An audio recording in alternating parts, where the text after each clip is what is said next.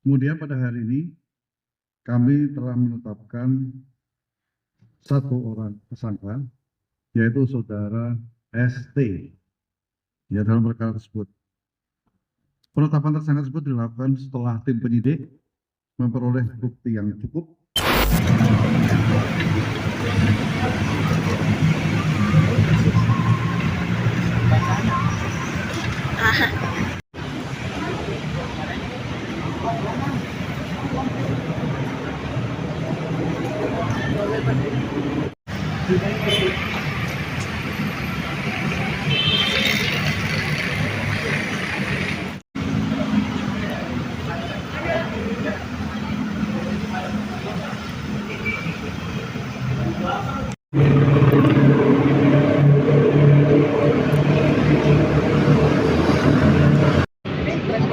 Saya juga tanya-tanya ini baru koneknya keluar dulu aja respon.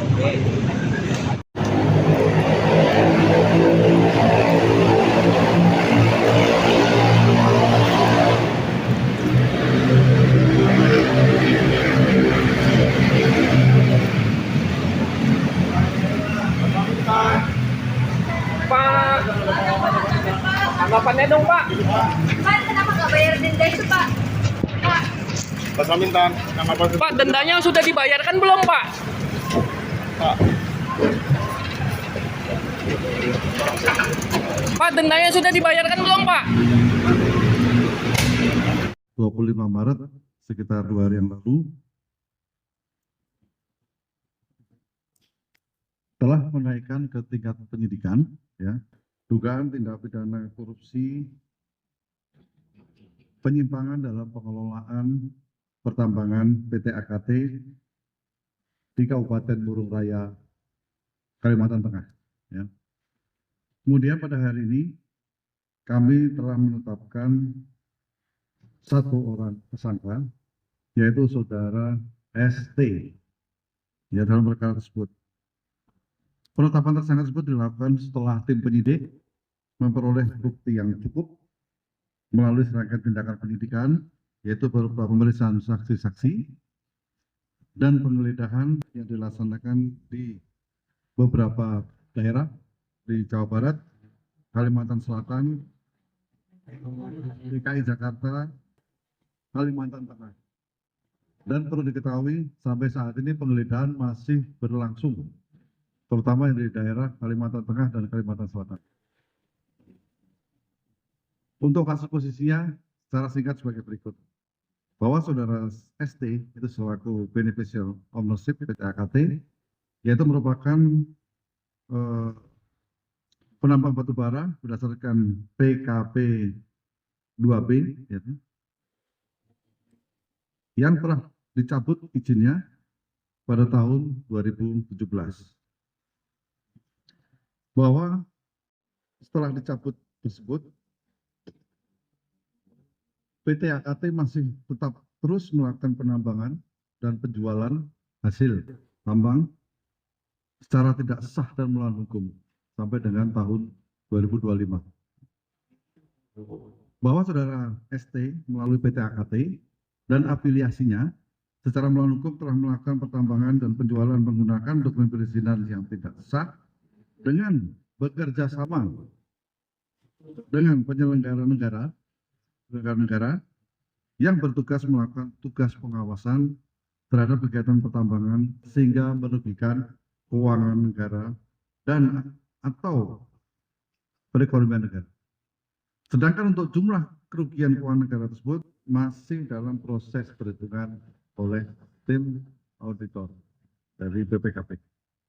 Bahwa para tersangka tersebut disangka melanggar pasal 603 dan 604 KUHP. Dan pada saat ini tersangka ST dilakukan tindakan upaya paksa, yaitu melakukan penahanan selama 20 hari ke depan di Rutan Salemba, Cabang Kejaksaan Agung.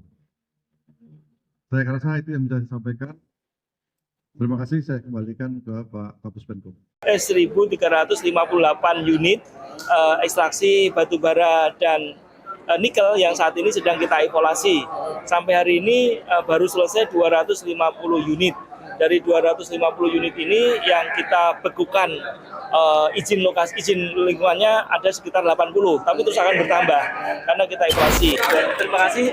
Jadi ini merupakan titik akhir ya untuk tahun 2025 dari penilaian kinerja pengelolaan sampah nasional kita. Tentu belum seluruhnya sempurna tata cara penilaiannya, tetapi kita berupaya untuk sekomprehensif mungkin. Jadi kita tidak menilai di mukanya kota atau mukanya kabupaten, kita langsung di belakangnya, di dapur, sungai, dan seterusnya. Sehingga sampai hari ini secara nasional belum satupun kabupaten kota yang memenuhi syarat untuk dipredikati dengan kota bersih atau adipura. Paling tinggi dari pelaksanaan tata kelola sampah hanya pada sertifikat menuju kota bersih. Jadi itu dipredikati pada 35 kabupaten kota.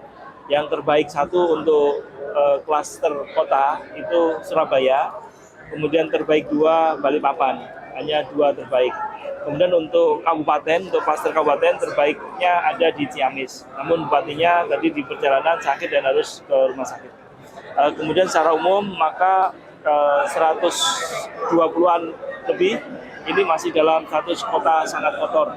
Kota yang benar-benar tidak mengalokasikan atau belum mengalokasikan anggaran biaya dan perhatiannya di dalam penanganan sampah.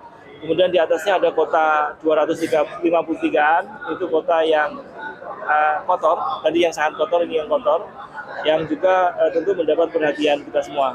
Jadi hampir seluruh kabupaten kota kita masih dalam upaya untuk mengakhiri, untuk menyudahi praktik-praktik pengelolaan sampah yang belum sempurna.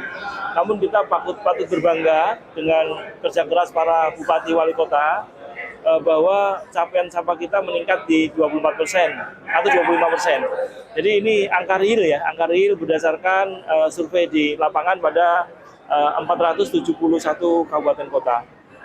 Kemudian juga membanggakan maka praktik open dumping yang sebelumnya di angka 95% lebih, maka hari ini tertinggal sekitar 66% atau sekitar 325-an kota TPA yang masih open dumping. Kita memiliki target untuk mengakhiri praktik open dumping di seluruh tanah air di tahun 2026. Jadi target ini ambisius ya, tetapi terukur karena hampir seluruh kabupaten kota sekarang dalam pengawasan ketat dari Diputikakum kita untuk segera mengakhiri open dumping. Tentu masih banyak yang harus kita lakukan. Ini baru per hilirnya yang kita sentuh, hulunya masih belum mampu dihadirkan oleh kabupaten kota secara konkret. Sehingga untuk tahun ini kita fokus kepada penanganan di hulu melalui komunikasi, informasi, dan edukasi. Kemudian di sisi hilir kita melakukan penegakan hukum. Penegakan hukum kita lakukan kepada seluruh pengelola kawasan, hotel, restoran, kafe, pasar, rest area, stasiun, terminal. Dalam waktu 3 bulan sejak diterimanya surat dari paksaan pemerintah dari Kementerian Lingkungan Hidup harus segera menyelesaikan sampahnya sendiri, termasuk pemukiman, apartemen. Nah, kemudian sampah-sampah liar ini akan kami mintakan Bupati Wali Kota untuk melakukan penegakan hukum dengan pengawalan dari kami atau dari korwas kami, dari teman-teman kepolisian. Jadi kita akan menyentuh 2 sisi, sosialisasinya terus dilakukan, penegakan hukumnya juga kita bangunkan. Sehingga 2 sisi ini kita harapkan mampu meningkatkan impact. Nah, kemudian kita memiliki fasilitas hampir 26.000 unit, namun yang aktif baru sekitar 50-an ribu unit, sehingga capaian sampah kita 25% tadi. Kalau semua fasilitas tadi kita tingkatkan, yang 26.000 unit tadi, maka capaian sampah kita mencapai 57,3%. Tentu ini angka yang memang kita ingin capai di tahun 2026,